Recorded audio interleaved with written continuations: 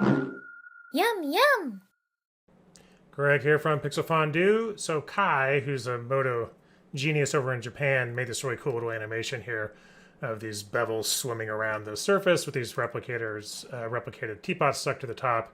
His is cooler than mine, but I'll show you how to do it. I'll show you how to do the replicators too. I ended up doing trying to do like an Apple logo. So I just had the Apple logo from the last one. I'm not obsessed with Apple. But it didn't turn out as cool as his. But there's an extra step where you can actually constrain it to a shape of whatever logo you want. So that's the sort of effect, this cool sort of swimmy effect of these bevels. And yeah, so let's jump over to Modo and check it out. Okay, so the first thing we need to do is create a plane. This is what we're going to be slicing up and beveling and doing stuff with. So if you don't have an empty mesh item over in the item list, just press N, hovering over there, and you'll get one. And I'll rename that plane. Otherwise, if you've got one there, just select it. And then I'm going to pop open the modeling stack. I'm going to collapse my direct tools because I don't think I need those. And I'm actually going to do a mesh stack here, a MeshOp stack. So you don't need to use these, but they're kind of enjoyable to use. There's some nice things about them. There's also some things about them that aren't so great that this gives me an opportunity to complain about some things. So I'll be complaining a little bit about the preset browser and some other stuff here. But in the meantime, I think it's actually just add selected to get over here in the schematic. You can close the modeling stack viewport, and we're just going to work here in the schematic. So it's kind of cool. There's a couple of things you can do. You can twirl this down here. First complaint, it says deformer stack. It's not a deformer stack. It's a mesh operation stack. It has deformers or mesh operations. Anyway, shouldn't call it a mesh op stack and then call it a deformer stack in the title. That's a weird thing to do. It should be fixed. Anyway, there's a little plus there to add new mesh ops or deformers to this. But the cool thing is you can just grab the little purple noodle and drag it out and let go, and it'll pop open the preset browser, which I really like. And you can see I already have cube typed in here into the search. Another problem I have is it always keeping the last typed in thing in the search, but I'll complain about that later. Anyway, so just space to pop open your mini props if you want, and 0 in size and Y, and now we have a plane. We don't need to add any segments or anything like that. Just a regular old plane is fine, and we'll keep it there. And the next thing we're going to do is we're going to jump out of this and we're going to make some cutter objects real quick. So I'm going to press N for another new mesh item, call this cutters, and we're just going to go to top view, turn off the grid, and actually I do need this open for just a second. Just grab the cube tool, and we're just gonna quick and dirty make some slicing planes, right? So I'm just gonna draw one here. In fact, I'll go to wireframe so you can see a little better. I'll draw one there, maybe hold shift and draw another one there, hold shift, draw another one, maybe like this or something, and then hold shift and draw maybe like one more. Just do 4, looks good. So we have these four planes now, right? In fact, I'll hide our main plane, these 4 polygons in this one group here. And then what I'm going to do is I'm going to create transform effectors for each of these really quickly. So if you go over here to the animation or rigging tab or whatever this is, and under deformers, I'm just going to click transform, and that's going to do a couple of things. One, it's going to automatically create a weight map. So you can see it create a weight map there. Transform weight. It also created a locator, and it linked it all together. So if I were to actually throw this down here in the schematic, you would see this is connect to the influence, which is set up with that weight map. And then it's also connected to the geometry of this cutters group. So this transform effector, if I show locators here, I move it around, I'm just moving around that polygon. So I'm just going to do it to all of these. I'm just going to select this polygon, click that, did the same thing, select this polygon. I don't even have to click that. I could just do Control R to redo the same command. Did that, and Control R here. I use this workflow a lot when I'm dealing with curves and want to create like a locator at each point of the curve. I'll just select a curve, hit the transform button, and then select another point on the curve, Control R, another point, Control R, another point, Control R, and you'll have locators all along the curve with the weight map for each point. So that's a really useful thing to do. So now that I have these transform effectors on here, I'm actually going to, let me just move them up above real quick. I'm going to select my cutters item, space for mini props, add draw options, draw style wireframe. Wireframe, we're going to go to user color, and user color, we're going to do like a purple, just to make it like that. And then I'm also going to go to the assembly tab, and where it says select, I'm going to say no. That way I can't, in item mode, I can't accidentally select it, right? But I can select my locators to move them around. So I'm actually going to shift select all my locators. And you can either go down here to down to shape and add a custom shape. I like to use the Ateria little quick locator script. There's a whole video on Pixel Fondue on this. If you don't have this, it's like the most used thing you do in Modo, for me at least. I'm always using this. I think it's the best. So I want to make them circles, and I want them on Y, and I want them see-through, and I want them green, and I want them a little bit smaller, like 0.1. So there we go. So now these are super easy to grab. I can grab these guys and move them around, and this is what we're going to use to create the slicing in our plane. So let's go back to our plane, turn our plane back on, and then I don't really need this in the viewport anymore, so I'm going to just right click, drag, select all of them, and then remove nodes. Don't delete them. If you delete them in the schematic, you delete them from the scene. Remove from the viewport is what you want to do. Okay, so remember we can just drag these things out. So I'll drag out another one, and we're going to do an axis drill right here, axis drill. And again, if I can see this in all my videos, like these cool icons are from Warren's icon kit. Go buy it. It's every Modo user should have it. So we've got some options here. Template surface, that's the surface we're going to use to do our cutting. That's one we just made. That cutter's one. We want it on Y, right? So it's going to slice down on Y. And we don't want core, tunnel, stencil. We want slice. So I'm going to select slice, hit OK. And if I look here, or if I select this and isolate it, you'll see little slices, right? So there's little slices coming from our cutter object. Now, this is the one weird part of this whole tutorial, and I couldn't figure it out. And I had to look at the original scene to see what Kai had done. And this must be a bug in Modo. There's something going on. But anyway, to make this work, so again, let me just show you. So we saw that there was the little cuts, right? And so if I drag this, take this, let me make sure I can see my locators here. If I grab this locator and move this guy, I should be able to create new cuts there. But if I'm hiding this, I just see the original cut. Like it didn't create a new cut when I move the locator, which, the whole effect depends on moving these polygons around to, move the slice to create these dynamic slices.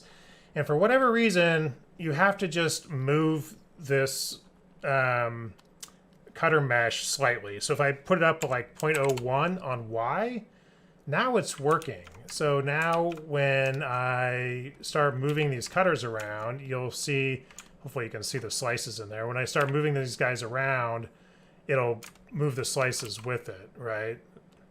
So if I move this over here, you can see like that little, almost looks like a drop shot of that little slice there moving with it. That's what we want. So you just gotta nudge that cutter transform, move it up Y 10 millimeters or something, and the effect will work. I have no idea why it doesn't. I guess it's a bug. I don't know. But you do that and it'll work. So now we have it slicing, right? And so we can actually even hide the cutter objects, and we just see the transform effectors here. And I can move them up a little bit in Y so we see them a little bit better. See them like that. Show the cutter, there they are, right? So what we're going to be doing here is just moving these guys around, animating them, like moving them, transforming them, or scaling them, and that's going to create our dynamic cutting effect. So why don't I just do that real quick? So I'm just going to move all these guys around. I'll just turn them back on real quick. So we have 150 frames here, so we'll just kind of loop it. So the first, let's turn that into my motion graph here.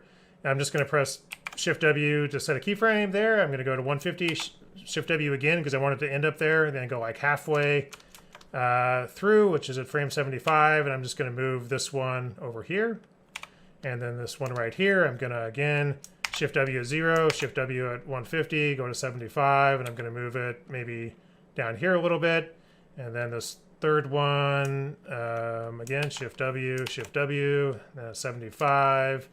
Let's move this one over here like this. And, actually, why don't I scale some of these too? So let me just go back to 0, Shift R for scale, Shift R for scale at 150. So we got scales on both sides. In the middle, 75, let's scale this guy up a little bit like that. So this guy is going to loop like that. Let's do a scale some of these other guys as well. So Shift R, and at 75, maybe we'll scale it down just a little bit. And then the second one, Shift R, and in the middle, you can definitely art direct your slice movement more than me, but I think I'm gonna shrink this one too, actually.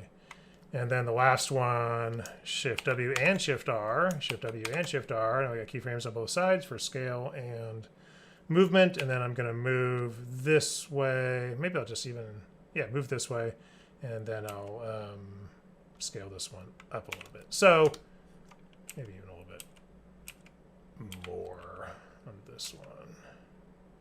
Kind of a big scale. So we've got some movement here. In fact, if I go to wireframe and select my plane and just sort of drag through it, you'll see those, cuts happening, right? So they're just animating and then they go back. It's just a loop, right? So good enough to show our effect, but feel free to modify your animation however you want. All right, so there's our animation. Let's go back to the schematic and start, applying the bevel effect. Okay, so first thing I'm going to do is just drag out from into the purple here, and I'm going to add a polygon bevel. And you can use many props by pressing space, turn off group polygons, and then you could shift like maybe 0.5. And let's just go back to a solid view here. So we just shifted up 0.5. Now they're all up, the same distance, right? So you may be thinking to yourself, well, maybe we should use like the random effects over here. That's not actually what we want to do. We're going to apply a fall off to this, and we're going to use an area fall off. So polygon bevel and the tool pipe here. Now here's where I'm going to complain a little bit about MeshOp stack. It's so cool to just drag purple and like get something, but that doesn't work on any of the nodes that are created. It only works on the MeshOp stack node. A little inconsistent. So now I got to add from here. I'm just going to add an area fall off, and I'm going to plug that into the tool pipe slot where it goes. And you'll see now everything is a slightly different size based on the area of the polygon. And you can mess around with this a little bit. One of the things, we can maybe bump the bevel up a little bit like that. And you can see like they're all fairly close though.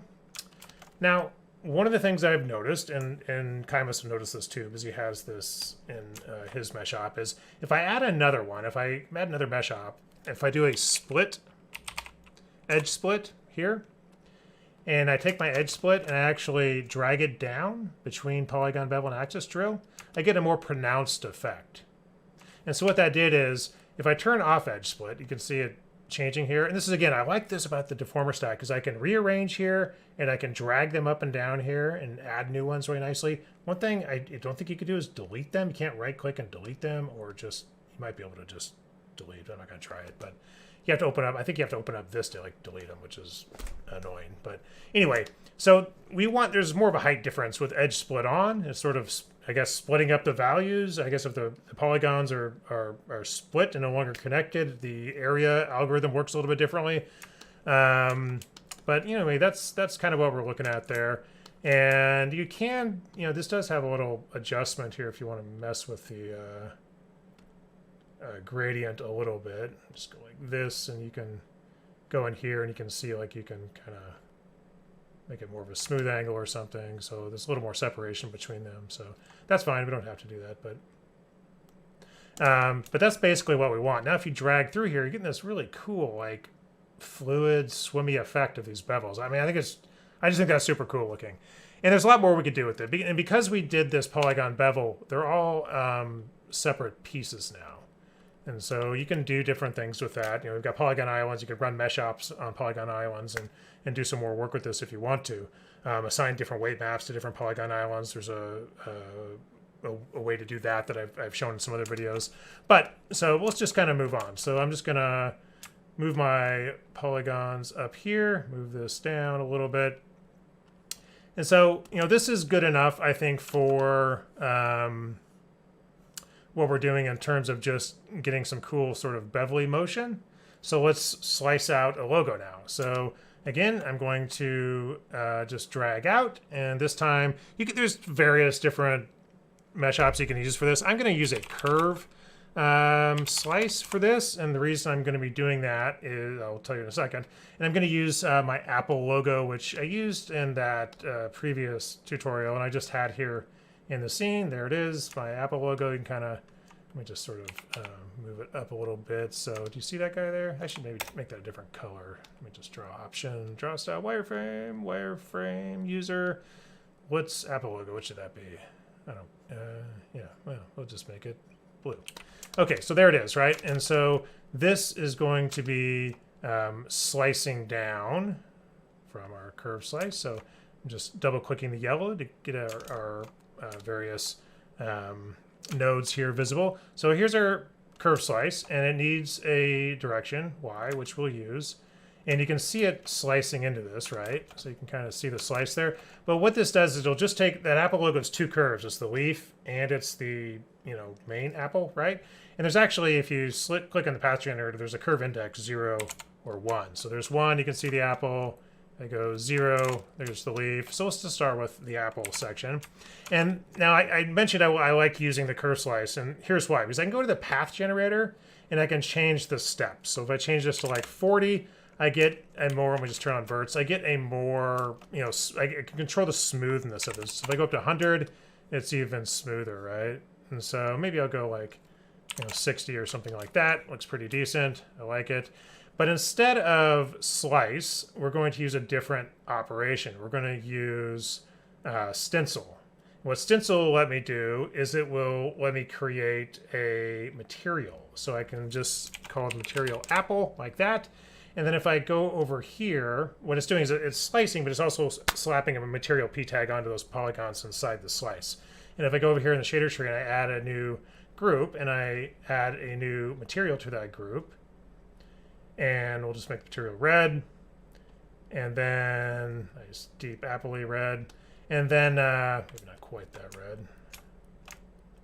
Maybe. See, now I get picky about colors. Okay, good enough.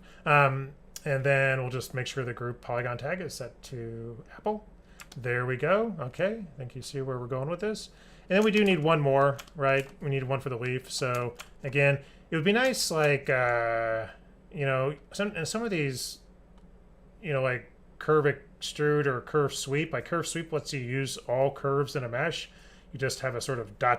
here in the index. And that's no bueno with curve slice. It just wants one. So we'll do one, and then we'll just do another curve slice.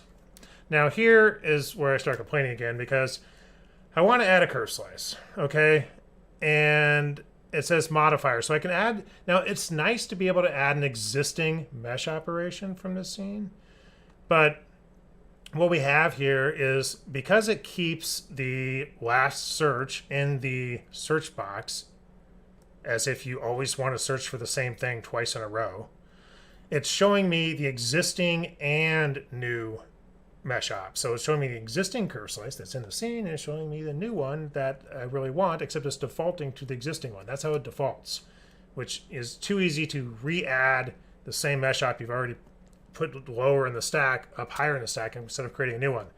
It should be fixed anyway. So we want a new one. We want to do the Apple logo path again, but this time we do want the we want it to be stencil, and we want the name to be Apple, and yes, we want it to be maybe 40 or so. That's quite a few actually. Maybe 24 is fine.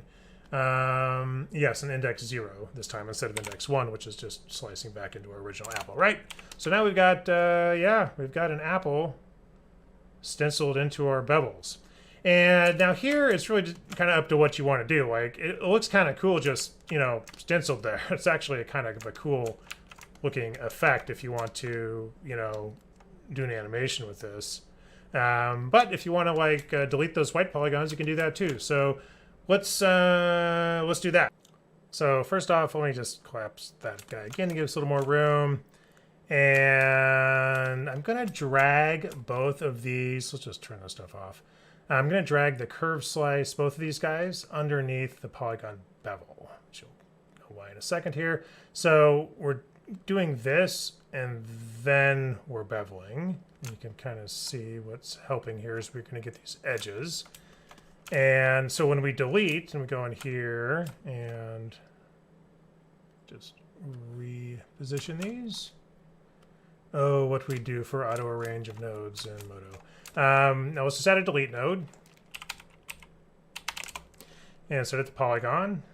Everything's gone, but we're going to add a select by polygon, or yeah, select by polygon tag. So select by polygon tag, and that tag will be the material, the apple material. And that's just, then we're just going to invert that, right? So let's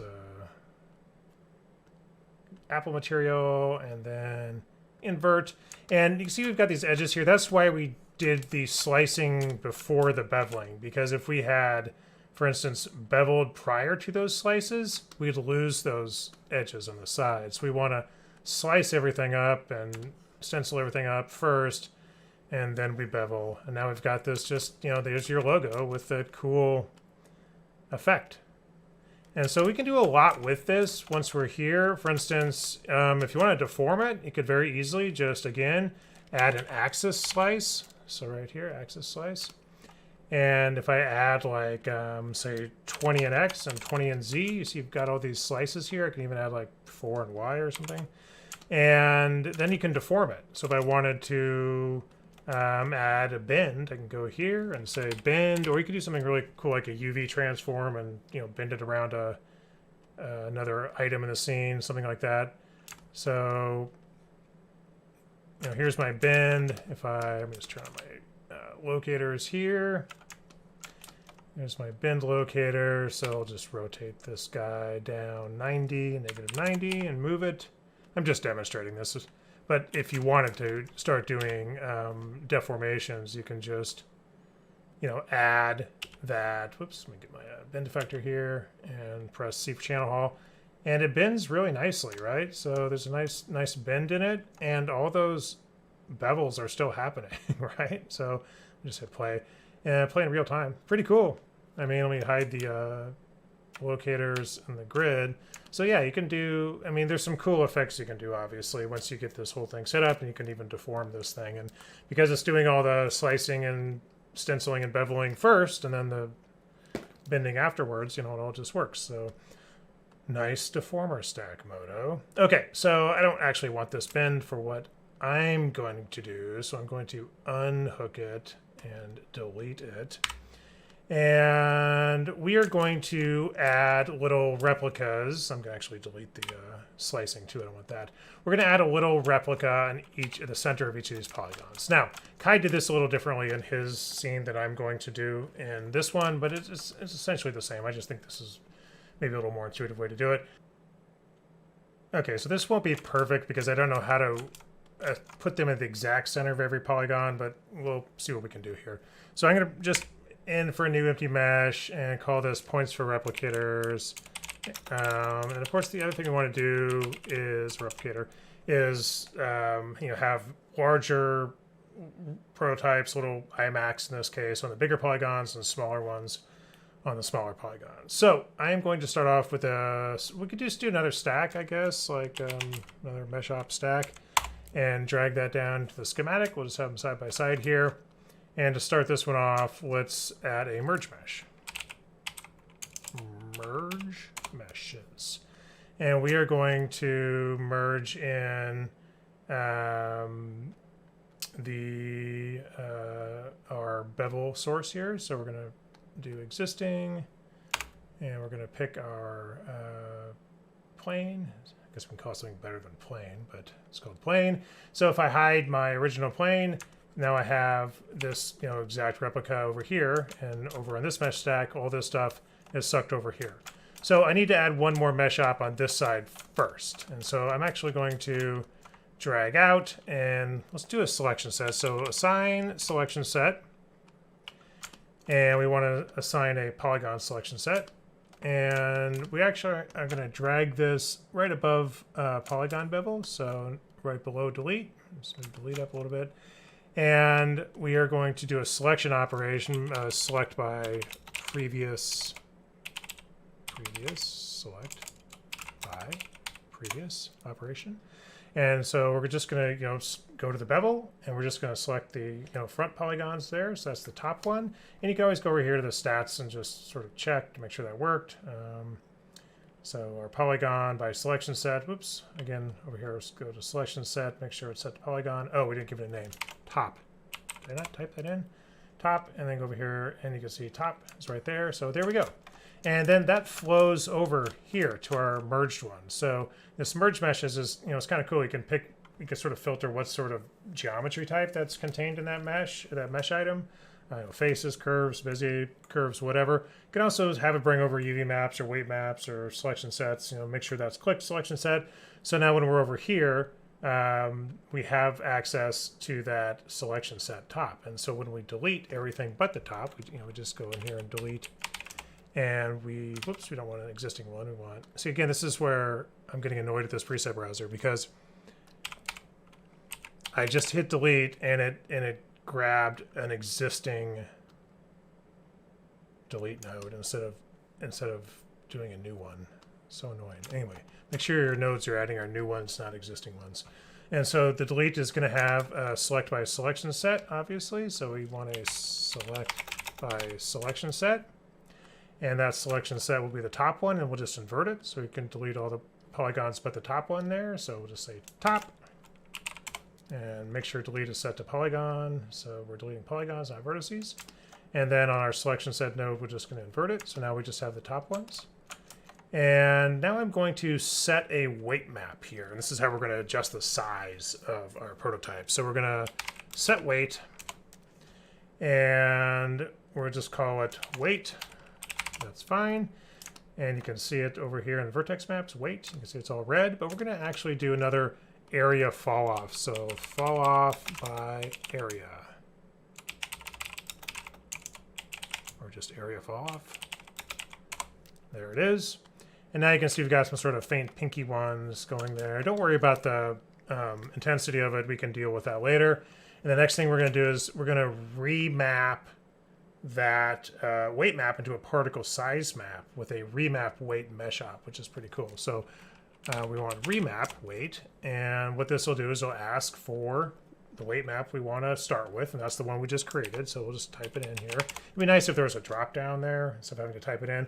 But we're taking that weight map we just created, and we have a target map. We want it to be a particle size map, and then we'll just call that size, like that.